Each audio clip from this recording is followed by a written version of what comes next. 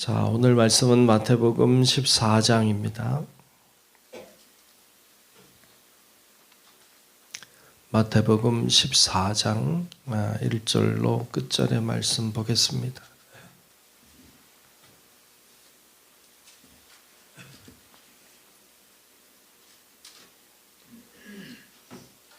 다 찾으신 줄로 알고 마태복음 14장 1절로 끝절의 말씀 교독하며 말씀 보겠습니다. 그때에 분봉왕 헤롯이 예수의 소문을 듣고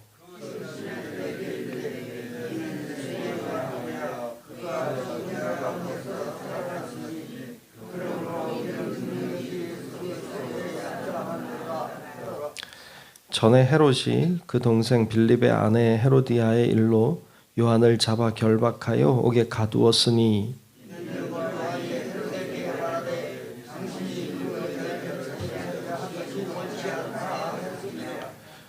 헤롯이 요한을 죽이려 하되 무리가 그를 선지자로 여김으로 그들을 두려워하더니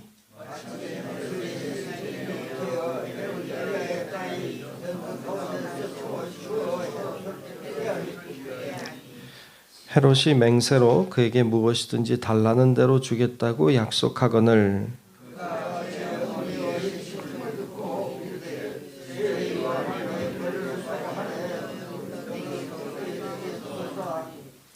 왕이 근심하나 자기가 맹세한 것과 그 함께 앉은 사람들 때문에 주라고 명하고 그 머리를 소반에 얹어서 그 소녀에게 주니 그가 자기 어머니에게로 가져가니라.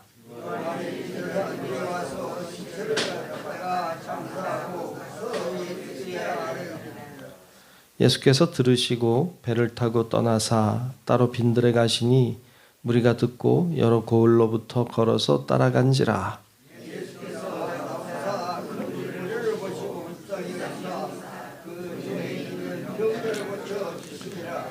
저녁이 되매 제자들이 나와 이르되 이곳은 빈들이요 때도 이미 저물었으니 무리를 보내어 마을에 들어가 먹을 것을 사 먹게 하소서.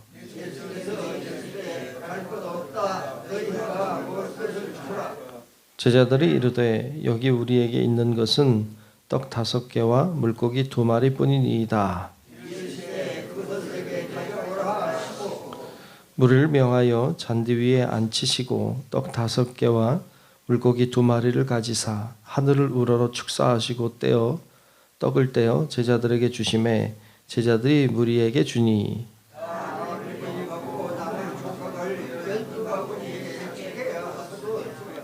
먹은 사람은 여자와 어린이 외에 5,000명이나 되었더라.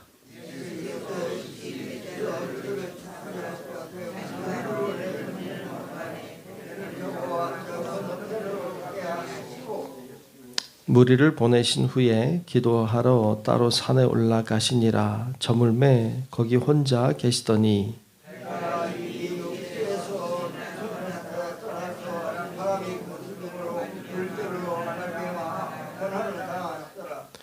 밤 사경에 예수께서 바다 위로 걸어서 제자들에게 오시니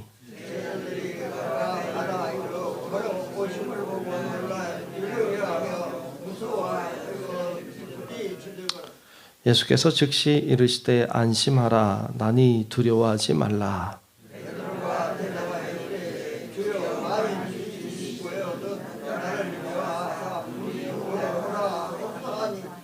오라 하시니 베드로가 배에서 내려 물 위로 걸어서 예수께로 가되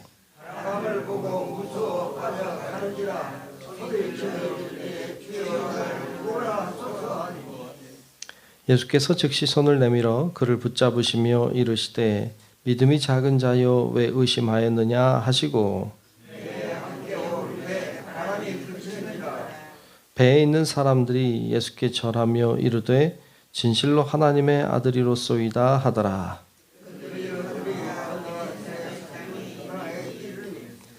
그곳 사람들이 예수이신 줄을 알고 그 근방에 두루 통지하여 모든 병든 자를 예수께 데리고 와서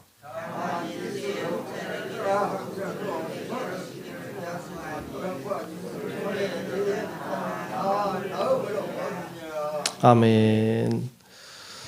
예, 오늘도 주님의 크신 은혜가 우리 모두 위에 임하시기를 주의 이름으로 축복합니다. 네, 오늘 14장 말씀을 봤습니다. 계속해서 마태복음 우리가 살피고 있습니다. 마태복음은 예수님은 누구신가, 예수님이 어떤 분이신지를 계속 이야기하고 있습니다. 글쎄요, 여러분들은 예수님을 어떤 분으로 생각하시는지요?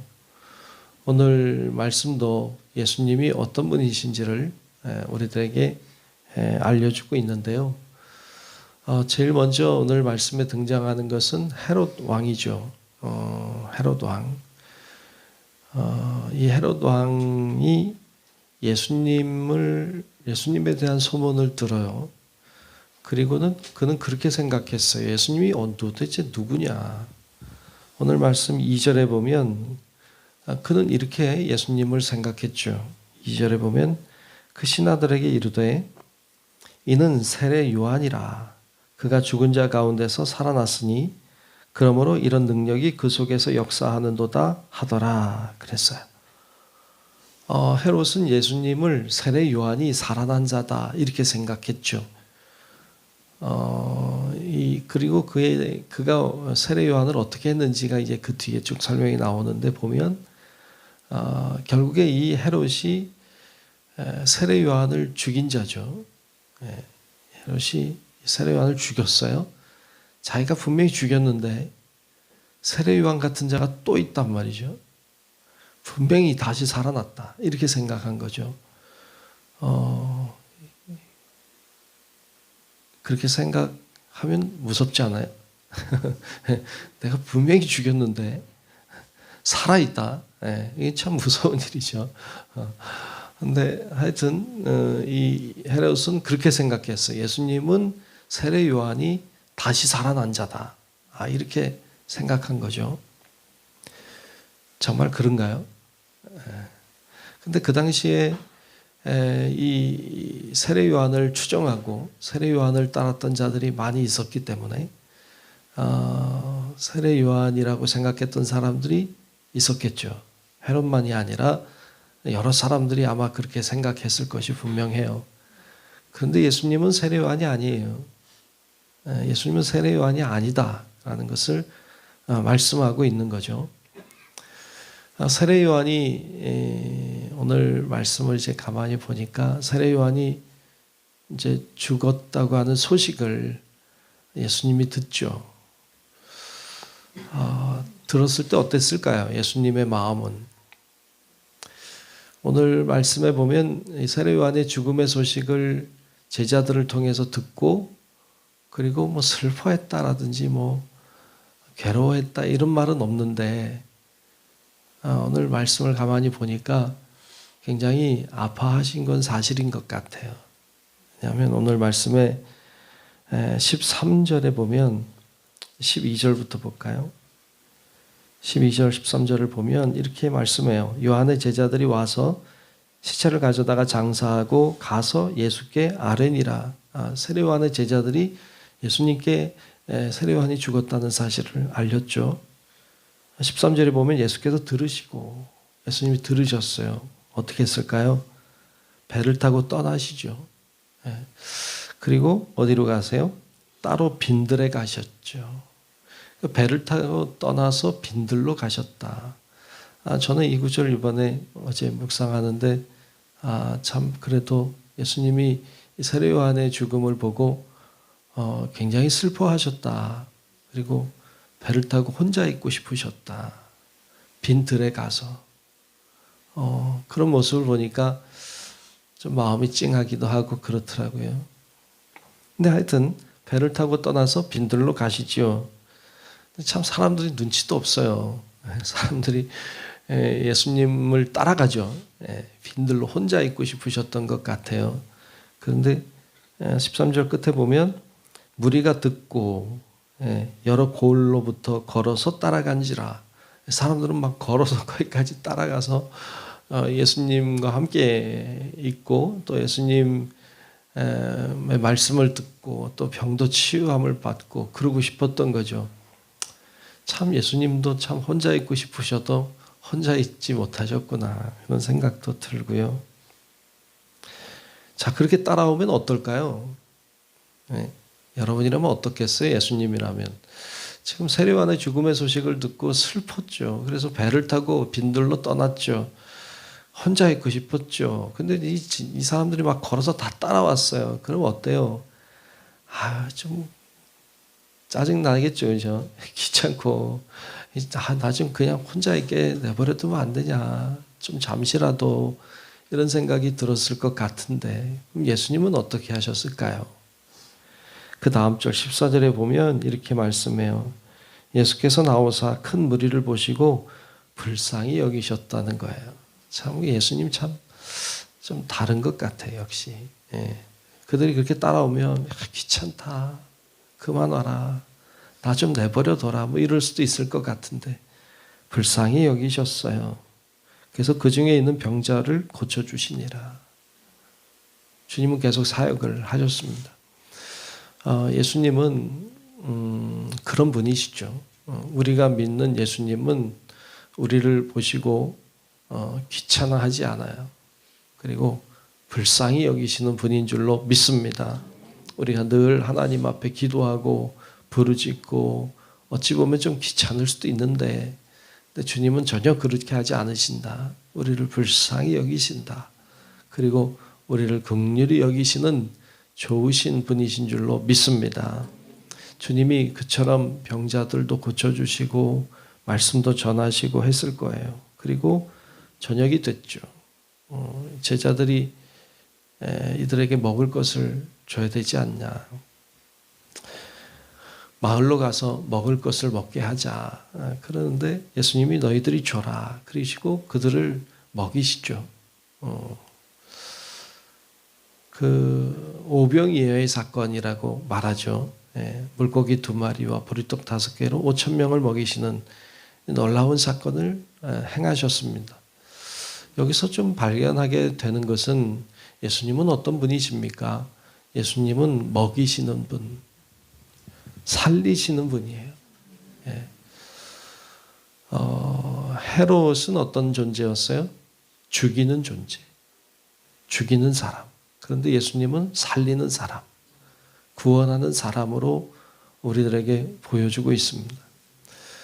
세상에 많은 사람들이 또 악한 사람들이 사람들을 죽여요. 힘들게 하고 고통스럽게 하는 사람들이 있습니다. 근데 예수님은 그런 분이 아니시라는 거예요. 예수님은 죽이는 사람이 아니에요. 예수님은 괴롭게 하는 분이 아니에요.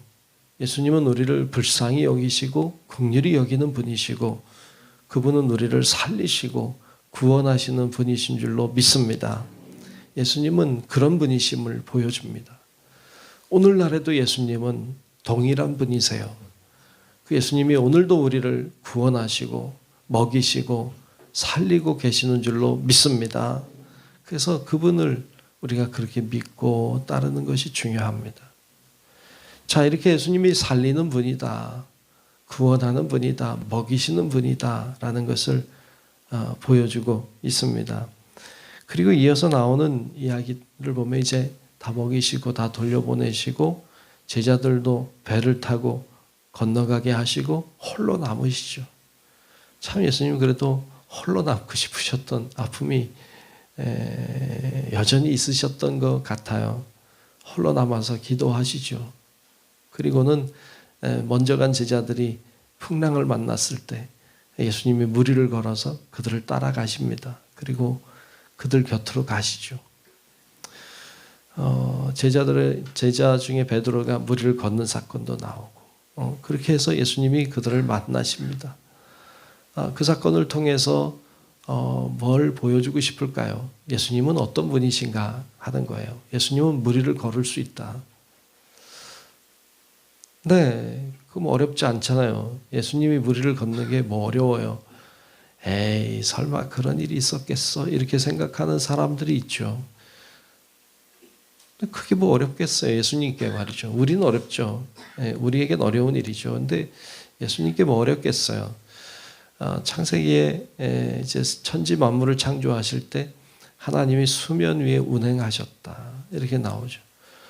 예수님이 무리를 걸으신 사건은 어찌 보면 예수님이 하나님이심을 보여주는 것이죠.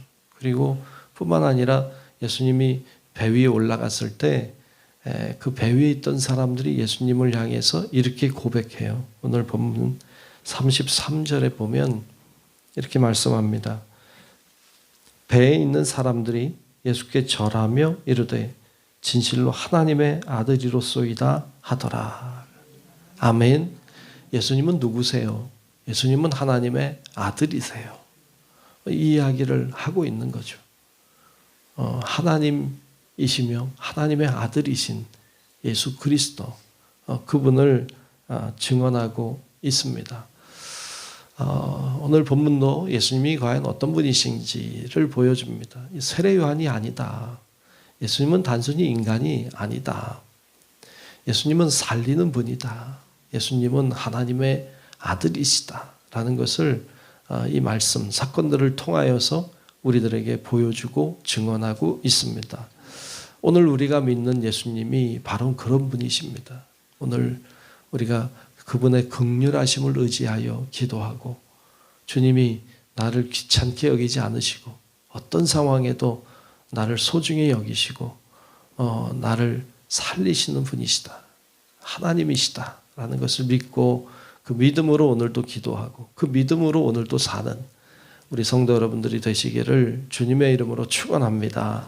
기도하겠습니다. 거룩하신 아버지 하나님, 오늘도 주께서 우리를 부르시고 기도하게 하시고 또 하나님 앞에 예배하며 영광 돌리게 하시니 감사합니다. 아버지 하나님, 예수님이 누구신지 오늘도 우리에게 알려주셔서 감사합니다. 단순한 사람, 뛰어난 사람이 아니라 주님은 위대하신 하나님이심을, 하나님의 또한 아들이심을, 그분은 우리를 불쌍히 여기시고 우리를 긍휼히 여기시는 좋은 분이시고 우리를 살리시는 분임을 오늘 말씀을 통해서 보았습니다. 하나님, 오늘도 주님의 긍휼하심을 의지하여 기도하오니 하나님, 우리를 불쌍히 여겨주시고 우리에게 은혜를 베풀어 주셔서 오늘도 우리를 살게 하시고 우리에게 소망이 되어 주시고 오늘도 주님이 함께 하심으로 하나님, 문제가 치유되고 변화되는 놀라운 일이 일어나도록 주여 주관하여 주시옵소서. 오늘도 기도하며 나아가는 자들에게 하나님 어떤 길이 열리게 도와주시고 하나님의 소망이 우리 가운데 충만해서 희망 속에 주님 바라보며 일어서 살아갈 수 있도록 하나님 오늘도 역사하여 주시옵소서. 우리 모두에게 하나님의 은혜가 임하기를 간절히 소망하오며 살아계신 예수님 이름으로 간절히 기도하옵나이다. 아멘. 하늘에 계신 우리 아버지여, 이름이 거룩히 여김을 받으시오며 나라가 임하시오며 뜻이 하늘에서 이루어진 것 같이 땅에서도 이루어지이다. 오늘 우리에게 일용할 양식을 주시옵고 우리가 우리에게 죄 지은 자를 사하여 준 것 같이 우리 죄를 사하여 주시옵고 우리를 시험에 들게 하지 마시옵고 다만 악에서 구하시옵소서. 나라와 권세와 영광이 아버지께 영원히 있사옵나이다. 아멘.